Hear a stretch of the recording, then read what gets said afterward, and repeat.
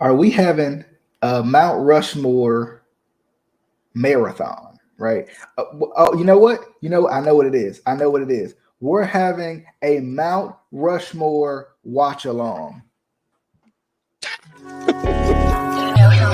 Welcome in to the Instant Classic Wrestling Podcast, the only podcast that is always, I mean always, he means always, she means always, they mean always, you mean always, an instant classic. Danny Dog! Hi, Jay. We will see you on the flippity dippity. Oh yeah.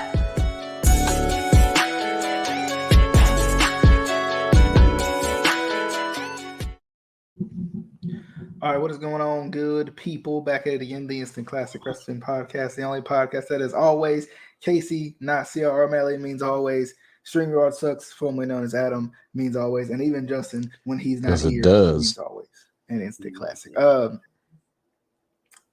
So I thought the watch along thing would get Justin in here. It didn't. So that was my idea. Are we shocked by this point? That was my idea. But tonight we're going to talk about the Mount Rushmore of managers tonight. So we're going to, and we don't mean like our favorite Target, Walmart, associate, nothing like that. We talking about wrestling managers, So I mean, I was going to shout out Big Steve. I was going to shout out Big Steve, but they told me it was wrestling manager, so I had to shift a little bit, but. We don't have to do this tomorrow. I got to do my list all over again. I had Jerry, I had Tim, I had Marianne. You gotta put Marianne in I there. even had Karen. You gotta go. Oh, okay. Well, we can't have Karen. We can't have Karen on there. Come on now. I don't think you can do that. But anyway, let's get started. Of course, this is very special to Casey's heart, with his protege. So to speak, being a manager in CR O'Malley. His Padawan, if you will. His doppelganger, twin, whatever you want to call it. They look very alike.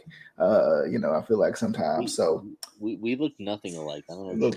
No, well, I'll tell you what. I talked to that fool the other day. He's a dick. He is. I mean, so him and Casey, about on the same wavelength there. Yeah, so, true. I'm one of the nicest guys you've ever met. No. And another lie. But anyway, to get into the Mount Rushmore, maybe Justin didn't know enough managers to pull this one off. Okay, that's what it was. It's obvious what it was. You know what? He probably did. He probably was like, my manager at Food Line. He probably just did the wrong list. That's what it was. It's fine. It's fine. Zelina, Vicky Guerrero, Teddy Long. That hey, Teddy, no joke though. Teddy Long was a good manager. Thus we forget about Ice Train and things of that nature. Okay. I guess I can start with my first one. First, I'm going with. I do have an honorable mention. Oh, go ahead. Throw your mentions of the honorables out there. Throw it out. Yeah. Do we want to do that real quick? Yeah, for all of us, just in case. Yeah. Yeah. Okay. So my first honorable mention, I'm gonna throw Cornette out there. I don't think I've seen enough of Cornette as a manager to like maybe fall in love with him as Adam has. But I do. But I love his character. Like I haven't. But I. The thing is, like, I like the people he's managed, so it's kind of hard for me, to Adam, remember when we said you and I are going to have the only list? We're going to have the only good list. I was trying to be facetious and kind of tongue in cheek. I didn't realize it was going to be that it wasn't going to be a prediction. It was going to be a spoiler. Well. Sorry, I've ruined your entire night by not putting Cornette on my list. I don't even know if I want to do this now. I quit. I quit the whole podcast. I'm actually going to hang with Justin. I want to throw Sherry out there too because I really liked her as a manager too. I thought she was fun. But wait, you put Cornette and Sherry on your honorable mention. Get out. Yep. Get out. They're on honorable mentions. All right, so son of a. Casey, who your honorable mentions? I feel like Adam's going to yell at me for this. Don't you Well, dare. Don't after you all the dare. yelling that I've received just now, I think it'd be fine. If So- you think that's yelling, you have not listened to the messages. So, my honorable mention is Jimmy Hart. Only because Whoa. Why would you think that I would be mad about that? I don't know. I just assume you'd be mad at. I love Jimmy Hart. The only reason I put him as an honorable mention is because I personally associate him with Hogan more than anything. I know he has managed many other teams and many other wrestlers, but what I remember him most personally is with Hogan, at least when I was watching. So I put him. If there was a fit spot on the Mount Rushmore, I would have put him on there. But it was so close. It was so close. Fifth spot. Fifth. Yeah, he the fifth one. But before Adam gives his, can I throw out there Truth Martini? I really liked him as a manager. No, you may not. Can I throw him out there? Just I feel If like you want to mean throw him off your list, then yes. he's not on my list, so you can leave if you want. I mean, I'm sorry that I'm not gonna fall into this non-recency bias. No, that's cool. That's cool. It just shows that you is uneducated.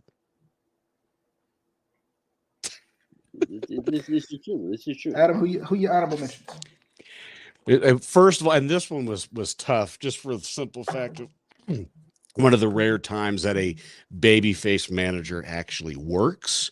I'm going to say Paul Ellering, just because like he completed the package for LOD in their prime, because like each one of them, Hawk, Animal, and Paul, all had their own attributes. Hawk cut the outlandish promos.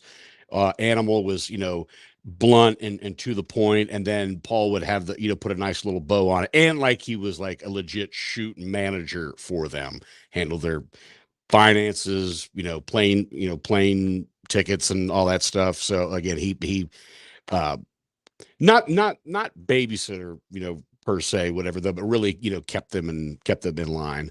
And for another one, whatever the case, like I'm going to put Jimmy Hart up there, just because as you put it, I associated with him with Hogan the most, just because like they're real life best friends, whatever. But he was one of those ones where that if you were a heel, you got paired with Jimmy Hart. But he did so much in Memphis, he did so much in WWF, into WCW, and beyond.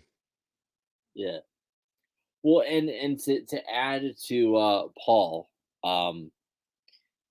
that's one thing I liked about Paul is it showed that even you could even have a manager with guys who could talk, because Hawk and Animal could talk.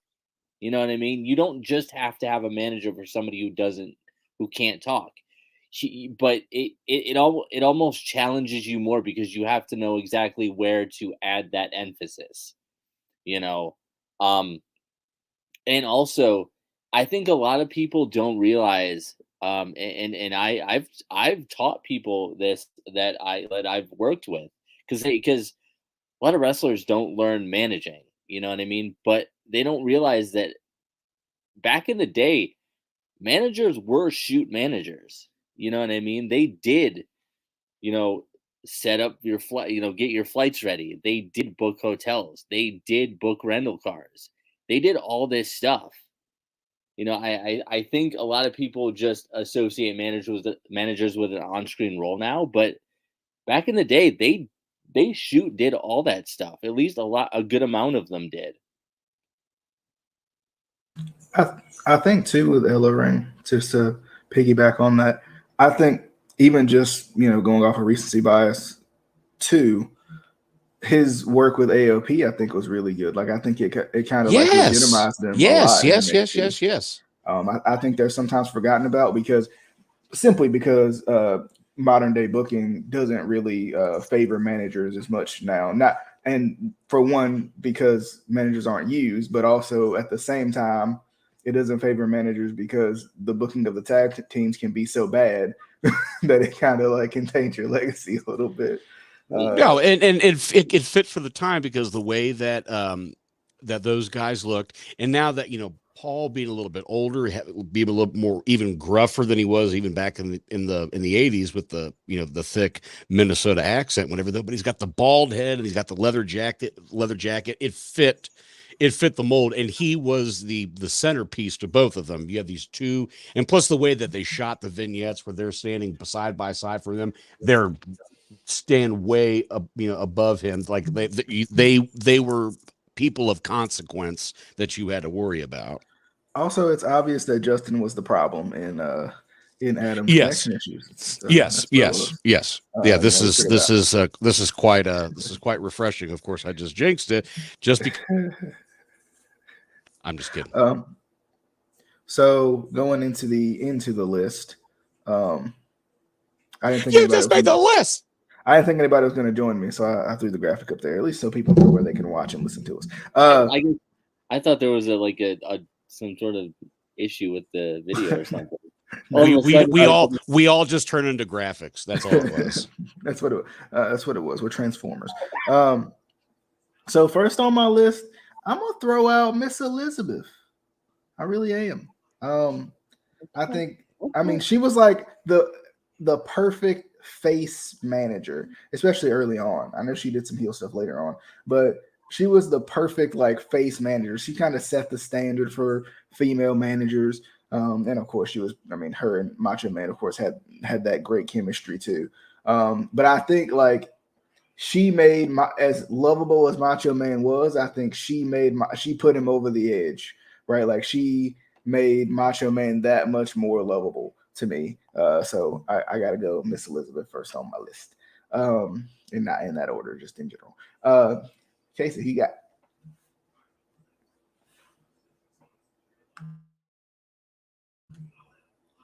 Oh, you moted. You couldn't unmute me. You couldn't. You got to remember, if you mute yourself, I can't do nothing. This ain't Google Plus, okay? This ain't Google Plus.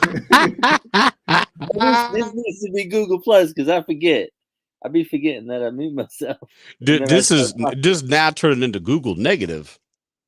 This is anyway. As I was saying, I'm going to start off with kind of a dark horse. I don't think many people would put this guy on their Mount Rushmore, but he was one of my favorite managers, and I have a lot of sort of fond memories of watching him in ECW, in Impact. So I had to put the Sinister Minister, James Mitchell. Yes, sir. Yes. I really feel like he's a very underrated manager, but he was so good. His promos were just he just had a way of he really was the Sinister Minister. He gets crapped on so much, and I don't know why. I know. He did such good work with Abyss, Tajiri, Mikey Whipwreck, fucking what was that other guy in TNA that he managed for a little bit there? What Canyon and Mortis? Yeah, them too. Just one of the best. I honestly, especially if you're gonna be if you are training to be a heel manager, watch his promos. They are so good. And you wouldn't know it, but he did. If you don't watch Impact nowadays, but he did a couple of years ago. Did a lot of good work with I think it was Rosemary or Sue Young, one of the two. Yeah. Mm-hmm. And even from a promo perspective, like just did some good stuff with them. Yeah, yes. And also check him out, and he is unrecognizable. But check him out in Smoky Mountain. Mm-hmm. He wears dark sunglasses, and he's got the little derby with the tassel on top, whatever. It's great. It's great. He's so over the top, but he's like he's trying to be straight, whatever. But yes, the Sinister Minister is obviously his coup de grace, and was the sidebar, our favorite phrase, sidebar. Like he is one of the stars in the Chris Kanyon episode of Dark Side of the Ring. Yeah. Yep. I absolutely love James Mitchell. Thank you. I like him too. That's a good one. Adam. Like I'm gonna say the best for last. I'm not saying he's the best ever, but like we're gonna build to this. We're gonna build to the main event. No, but first, I'm gonna say Heyman. And I know he is equated so much with ECW and with Brock, but I mean, again, him with Brock was again like a duck in water. But I'm gonna say something here that I heard this a while back, and I kind of agree with it. Going back and watching a lot of stuff from the early '90s, the Dangerous Alliance with Rude, Bobby Eaton, Austin, and Arn Anderson, had that actually been able to grow and stay established, we probably could talk about them as one of the best factions ever. It's not forgotten, but I can't put that over the top just because they kind of had a short run. They were so good in the early 90s with that talent. And plus, he had one of the better feuds in the company with WCW with him and Cornette. I mean, they had a freaking tuxedo match that you actually somewhat found it palatable and believable that these two actually hate each other, and they didn't try to have a match. It was a fight. Plus, and I showed Casey this, and he's still like, "You need to stop sending me these clips of Cornette, sir." I'm like, I'm just giving you the education. When Paulie or Heyman hit him in the head with the cell phone, and Cornette bled buckets, and then he cuts that great promo the next TV, and he's all bandaged up and this, that, the other, whatever. He got the best out of people. You could obviously put him in the figurehead for personalities as a whole, between on-screen talent, creative, and I don't think anybody could refute the fact that he's one of the best creative minds ever. But he also is a tremendous heel, or it's a tremendous manager. Again, with Brock, and this, that, and the other. I know they tried with Joe Henning a little bit, and I think that was the kiss of death for Joe, and it was also the kiss of death of Cesaro. And Heyman has even said too, whatever, though, that was not Cesaro's fault. That was the company trying to piggyback the success of what I had with Punk. They thought that legitimacy would fall onto Cesaro. But anyway, I digress. But Heyman is still one of the best talkers in the business, whatever his position is. And I think too, to piggyback on that, going into my next one, Paul Heyman is on my list. I mean, not even just to mention the names, right? Of course, you got Brock, who I think even though he's been a big star since he came back, the original Brock too. Like Heyman had a big hand in that. And people sometimes I think forget that too, because he was with the guy who broke the streak.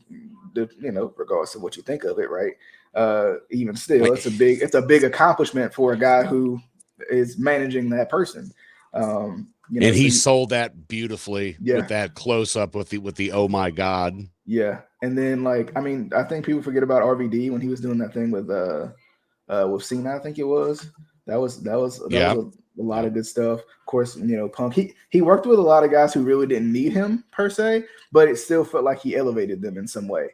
Or like they at least piggybacked off of each other, very well. Even with Roman, Roman does good work, right? He's a good heel, but just Heyman just does this little thing just to put you over the top. And even talking more what we've seen lately, I think MVP in a way reminds me of him.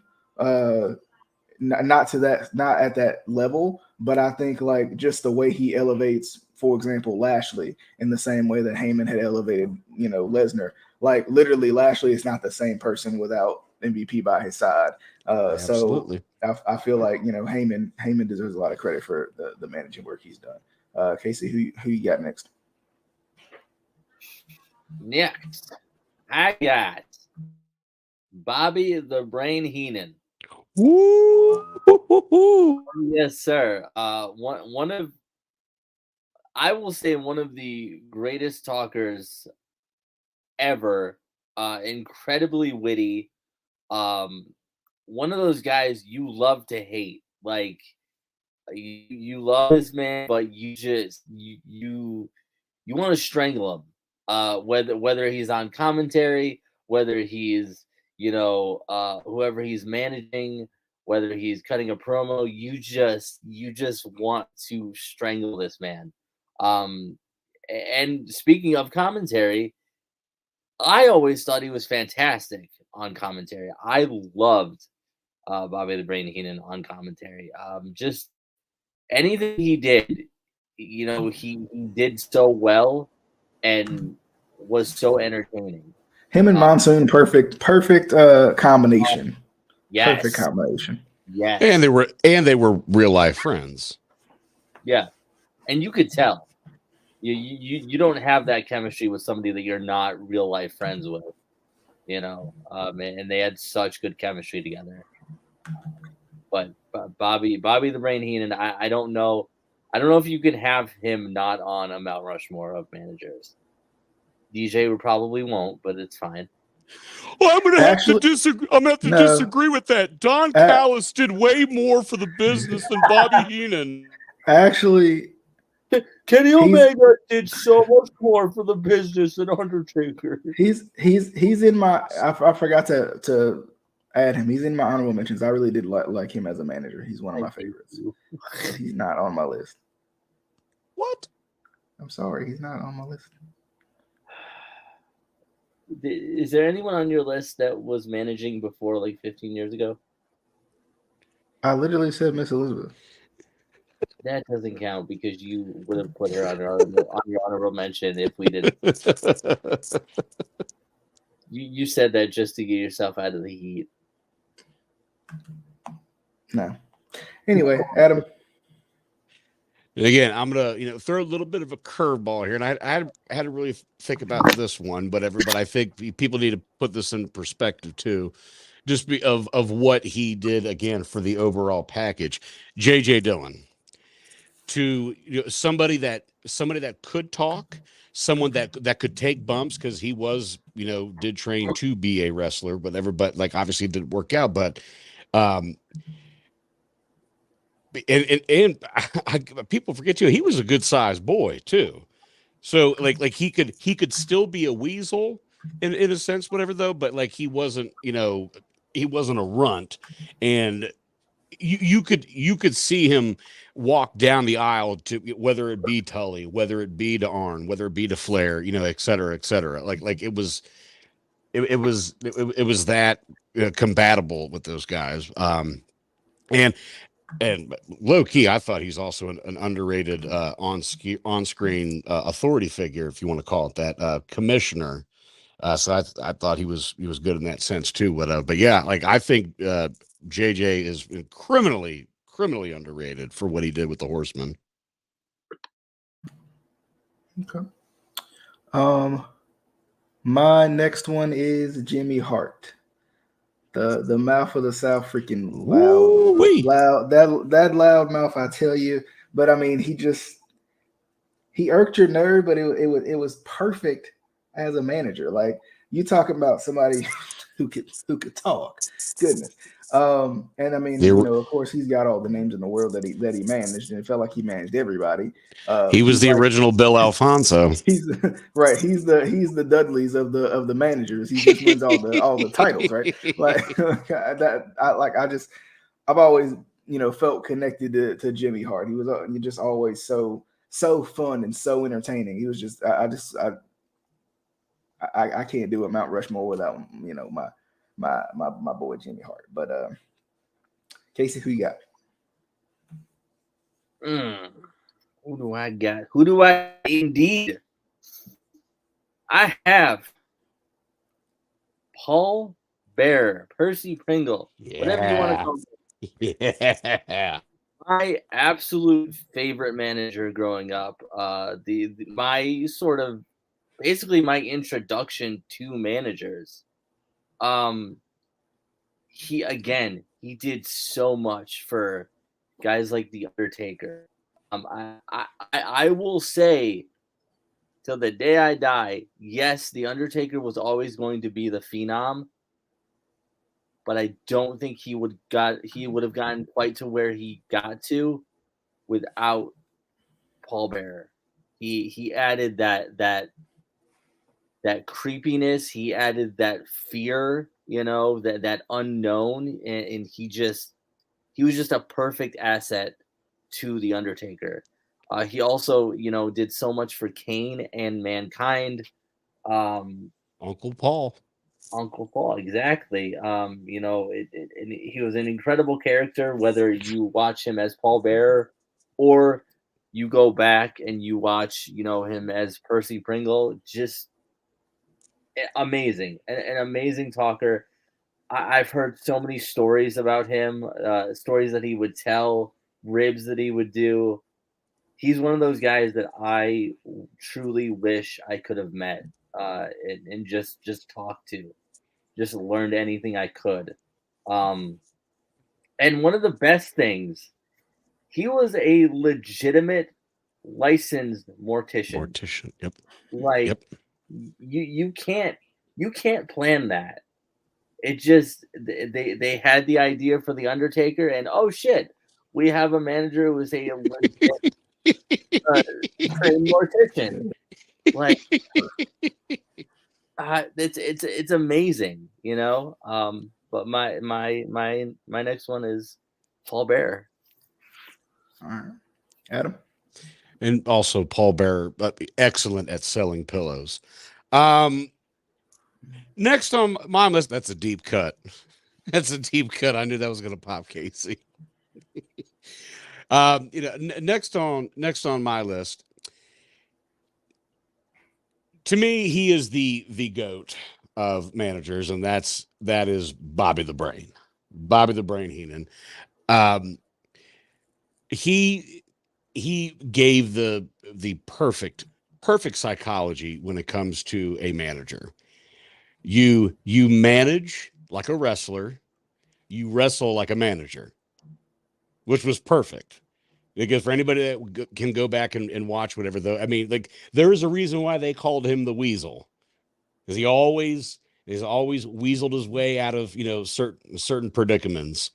And he was the first, and to me, he is the best at being entertaining, but at the same time maintaining his heat. Like, like Casey said, you wanted to strangle him every time that he opened his mouth, whatever, though, jaw jacking with the fans, out at ringside, whatever, and gave to me the best line ever of "a friend in need is a pest." It is so incredible, and one of the best color commentators ever. He was amazing with Monsoon. He was amazing in WCW. It's just like you attach any big name from the past, Andre, Andre and DiBiase, like the list goes on and on, whatever, though. But like, if there was a way that they would actually use managers properly, and it's like, that's all you got to do is just watch some Bobby Heenan clips on what to do. But for some reason, I don't know why they go away from it. And like with AEW, there's 17 managers, and in WWE, there's what, 1, 2, maybe. And like they still have a place. They still have a place in wrestling. It's just, I wish that they would just be used properly. But from back then up until like whenever they really stopped, like 10, 15 years ago, everybody can attribute any of their success to Bobby. That's a good one. I think AEW needs 18, but available. That's a good one. So my last one, piggybacking off of Casey, Paul Bearer. I just loved his work, not only with Undertaker, but I mean, of course, Undertaker, that's the obvious one, right? But you know, the stuff he did with Kane, it's Kane. No, sorry, the stuff he did with Kane. Okay, Justin. Okay, Justin, say exactly what I said. Oh my Taker. I mean, I just really like one of those guys that really just stuck with me as a manager. Like, I mean, kind of like you guys have said before, he was almost like he was the perfect fit, you know, for that Undertaker character. But then, you know, his work with Mankind, his work with Kane, I just thought it was just amazing. Like when he passed, it was really, really painful moment for me, just because I just really, really enjoyed his stuff so much. And then him and the cement, you know, we have forever. We can forget about that. Lives forever. Okay.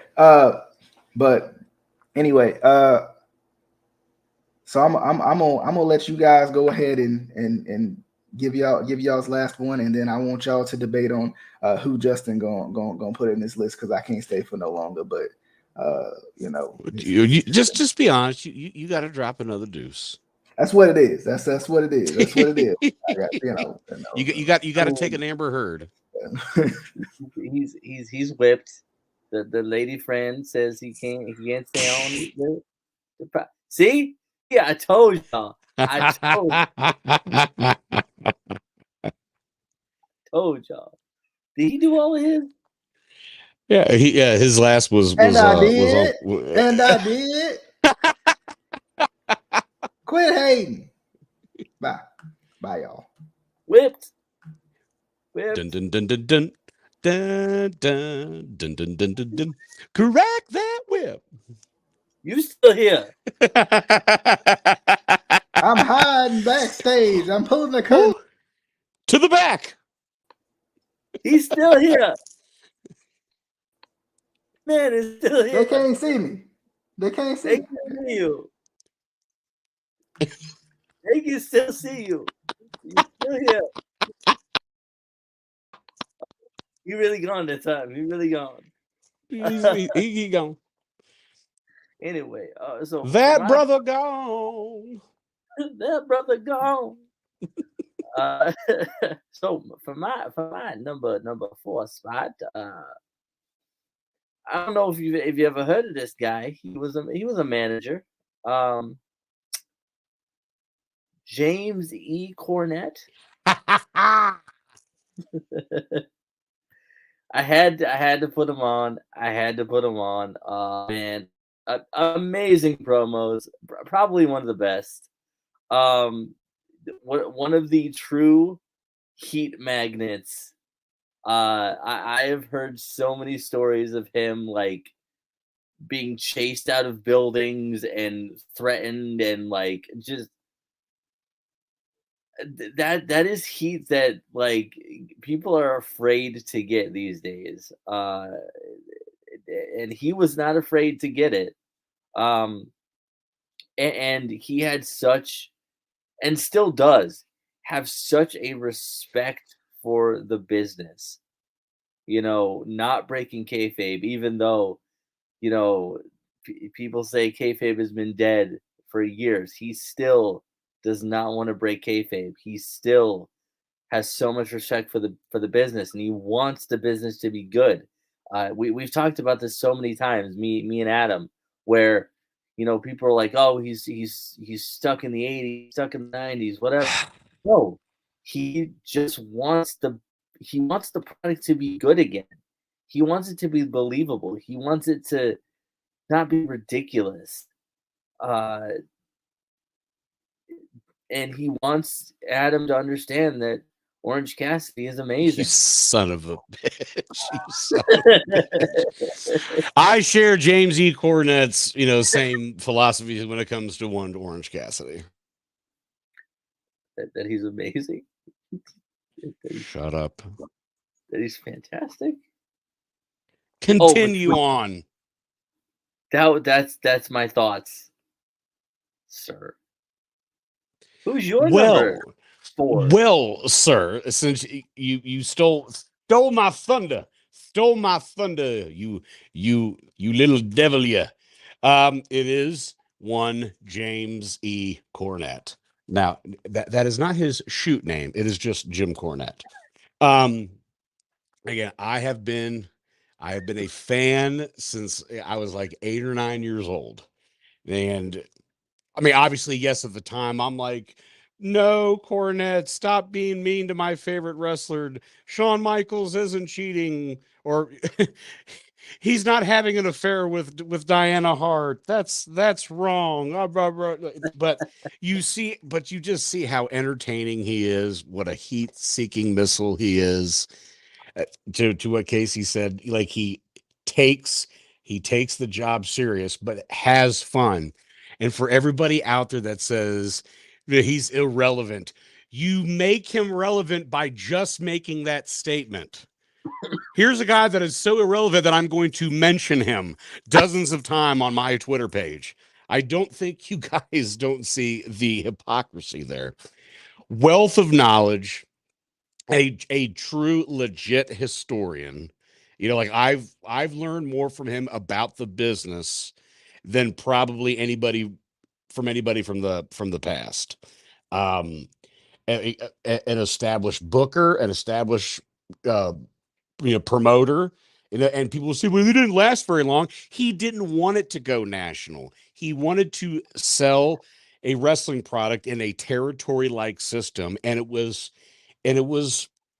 a smart business move. Now, does like WWE hold the rights to Smoky Mountain? Yes, it does. And under the auspices of OVW as its own thing, it still remains afloat. And for anybody who says that, he wouldn't know how to book, this sumbitch got Cena over, got Brock Lesnar over, Randy Orton, Batista, Shelton Benjamin, etc., etc. So don't tell me he doesn't know how to book or doesn't know how to create stars. And to the guy that was also in charge of Ring of Honor, didn't want to push the Young Bucks, and Dave Meltzer put him over forever. It wasn't until when the Young Bucks started saying that Cornette buried us, then Dave is like, oh, he should have dropped everything he did and pushed the Bucks. Please. So, and I have officially turned Casey heel in this regard, because I have, and it's obviously it's sheer enjoyment out of my part, but he is again a wealth of knowledge, just to certain things that I know that he would find interesting, since he rubs elbows with a certain manager. I won't say who, no names please, I won't say who, so O'Malley. That's besides the point. I didn't say anything. And I'm just trying to think just in general what my favorite, Cornettism is, or just whatever, whether it be from his podcast or from for him as a manager. One, I can think of one right offhand, but I can't repeat it on here because I don't want us to get booted. Not that we're ever going to be monetized, but this one's just in somewhat of bad taste, which you could not say today. But back in the 90s, oh, Jim. So again, like Cornette, Cornette is probably my favorite, is my favorite wrestling manager ever, and not to mention one of my favorite wrestling figures ever, if you will. Well, speaking of that, and to wrap this up, we will be having at least one more of these Mount Rushmore. Yes. We're going to be doing our Mount Rushmore of female wrestlers, and then if we can think of anything else, we probably will. Because there's the only other one I can think of, just because they are an important part of the match, whatever, is referees, but I don't think we can go beyond that. So then the week after that will be lighting guys. Jesus. Ring crew guys, security guards. There's really only two that you could think of: the big jacked up dude from the Attitude Era and Doug Dillinger. Excuse me, I can think of a lot. MJF was a security guard. Sir. Sheamus was Exactly. or as Cornette calls him, Seamus. But anyway, and I just, because I like to pass things along and help the younger talents out there. If anyone is thinking about starting a podcast, I have some advice for you, and it goes like this: you suck and fuck you. We'll give you instant feedback like get off my leg. Other words and loud noises. I love it so much. But anyway, so we have that's that coming up. It's a deep cut. That's a deep cut. We have that coming up. Hopefully we have an interview coming up if things roll out correctly. But other than that, I think we are done with this episode. We're supposed to technically debate on what Justin would choose, but in all honesty, it would be all females. You know what? Let's do that. Let's do that. Who do we think Justin would pick? Trish Stratus because booty meat, Sonny because booty meat, Sable because booty meat. So all valets, not actual men. That's what I'm saying. All right. Yeah. Oh, and Paul Heyman. Because booty meat. Because booty meat. And because he looks like Alfred Hitchcock that sucked on the thing of helium. Anyway, I'm done. We are done. We're done with that one anyway. So be sure to follow us on the Instagrams, the Twitters. They're all down there. They're all down there, and the Facebook is over there. I still get confused because to me, exactly that way. That way. Hell, I'm curious like a cat. I got a couple of friends that call me Whiskers. Also, where is it? Where is it? You can follow us, listen to us on the Spotify's, the YouTubes, and the Apple Podcasts. I'm glad he made this because I would have forgot. But until we will see you on the flippity dippity, and I'm working on getting DJ to change the audios on the intro because we you all need a little updated. That's all I'm saying. We need to update it. Anyway, we will see y'all on the flippity dippity. Bye. Oh yeah.